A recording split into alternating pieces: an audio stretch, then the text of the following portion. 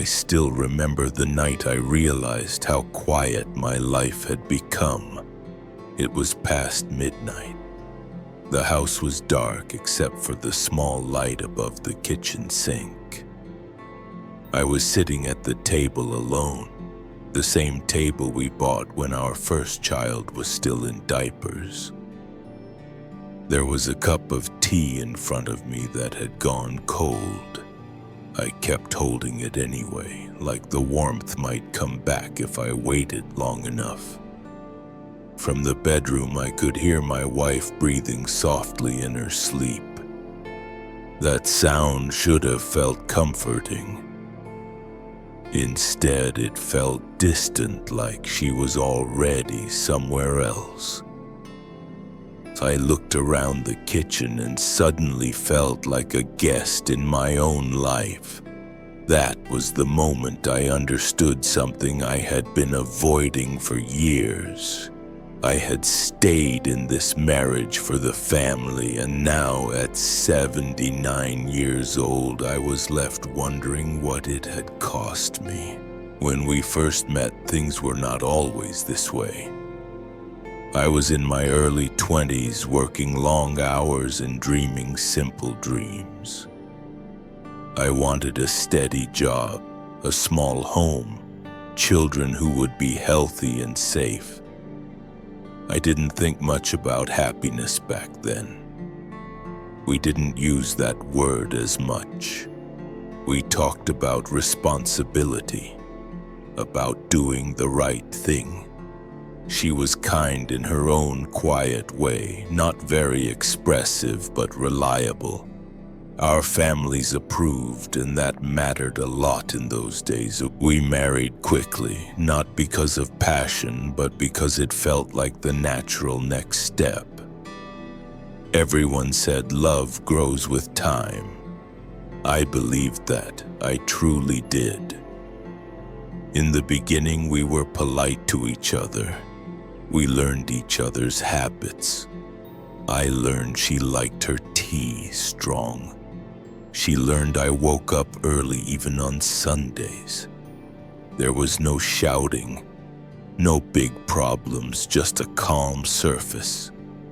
When our first child was born, everything changed. Or maybe it didn't change at all, and that was the problem. Life became busy. I worked more hours. She stayed home with the children. We talked about schedules, bills, school forms, and groceries.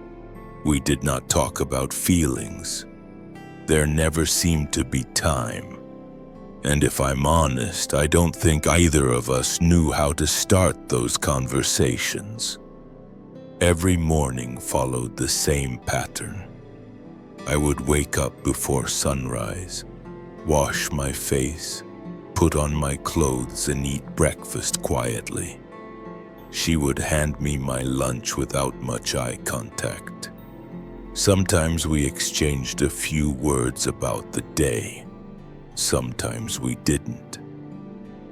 I told myself this was normal. This was what providing for a family looked like. In the evenings, I came home tired. The children were noisy, running around, asking questions, pulling at my sleeves. Dinner was loud, then rushed. After that, everyone went their separate ways, the children to their homework or television, my wife to the kitchen, me to the couch. We were in the same house, but we were living separate lives. I noticed small things, but I pushed them aside. The way she stopped laughing at my jokes. The way we stopped touching, even by accident. Weeks would pass without us sitting close. Months without a real conversation. But every time I felt something tighten in my chest, I reminded myself why I stayed. It was for the family. That phrase became my answer to everything. When I felt lonely, I said it was for the family. When I wondered what life might have been like if I had chosen differently, I told myself those thoughts were selfish. When friends joked about romance or companionship, I smiled and changed the subject. Years passed like that, quietly, steadily. The children grew older. School turned into college. They spent less time at home. Dinners became quieter. Sometimes it was just my wife and me sitting across from each other, chewing slowly. The sound of utensils louder than our voices. I would try to start a conversation, but it often ended quickly.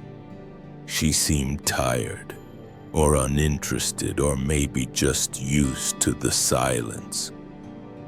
I started noticing how much time had gone by when my hair turned gray, when my back started hurting in the mornings, when I realized the house had become too big for just two people who barely spoke. Still, I stayed. I stayed because leaving felt like failure, because I didn't want to disrupt the children, even though they were already grown. Because I had spent so many years building this life that tearing it apart felt impossible. And because deep down I was afraid of being alone, afraid of starting over, afraid of admitting I had made a mistake. Then came the first real loss. My younger brother passed away suddenly. He was only a few years younger than me. We had grown up sharing a room, sharing secrets, sharing plans about the future. Standing at his funeral, listening to people talk about how quickly life ends, something shifted inside me. I went home that day feeling shaken. I wanted comfort. I wanted to talk. I wanted to feel understood. That night, I tried to open up to my wife. I told her I was scared. I told her I felt time slipping away. She listened quietly, nodded a few times, then said she was tired and went to bed. I sat alone in the living room long after the lights were off. That was the first time I allowed myself to think very clearly that maybe staying had not protected me from loneliness. Maybe it had just delayed it. After that, life continued as it always does. Birthdays came and went. Holidays felt more like obligations than celebrations. The children visited less often. When they did come, the house filled with noise again, but it was temporary. They had their own lives now, their own families. I was proud of them, truly, but when they left, the silence felt heavier than before. My wife and I grew old side by side, but not together. We knew each other's routines better than each other's thoughts. We took care of each other when we were sick. We shared responsibilities. But something important had been missing for so long that I wasn't sure it had ever really been there. One evening I was going through old photographs, pictures of the children when they were small, school events, family trips. In every photo we were standing next to each other, smiling politely. I tried to remember how I felt in those moments. I couldn't. The memories felt distant, like they belonged to someone else. That's when the regret settled in quietly, not with tears, not with anger, just a deep, steady sadness. I realized I had spent decades thinking I was doing the right thing by staying. I told myself sacrifice was noble, that personal happiness was less important than stability. But no one ever told me that sacrificing yourself completely can leave you empty in ways you don't notice until it's too late. I don't blame my wife. She made her own sacrifices too. We were both products of our time, our upbringing, our fears. But I do wish I had been braver. I wish I had spoken up sooner. I wish I had asked for more, or at least been honest about what I felt. Now at 79, I don't have the energy to rebuild a life. I don't have the time to start over. What I have are quiet evenings, slow mornings, and a lot of thinking. Sometimes I sit by the window and watch people walk by. Couples holding hands, families arguing over small things, young people rushing somewhere believing they have all the time in the world. I want to tell them that time is not as patient as it seems. The family I stayed for is grown now. They are good people, I love them deeply, but the marriage I stayed in never became what I hoped it would. And that truth is something I carry with me every day. If there is one thing I've learned, it's that staying silent does not keep the peace. It just keeps things unchanged. And unchanged lives can quietly become unhappy ones. If you are listening to this and there is someone in your life you haven't spoken to honestly in a long time, maybe reach out. Not with anger, not with blame, just with truth. Tell them how you feel while there is still time to be heard. I don't say this as advice, I say it as a regret.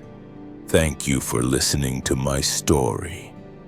If this reminded you of your own life or someone you care about, you're not alone. You can share your thoughts in the comments if you want to. Sometimes reading someone else's words makes the night feel less quiet. And if you'd like to hear more stories like this, you can subscribe. We all carry things we never say out loud. Sometimes it helps to say them together.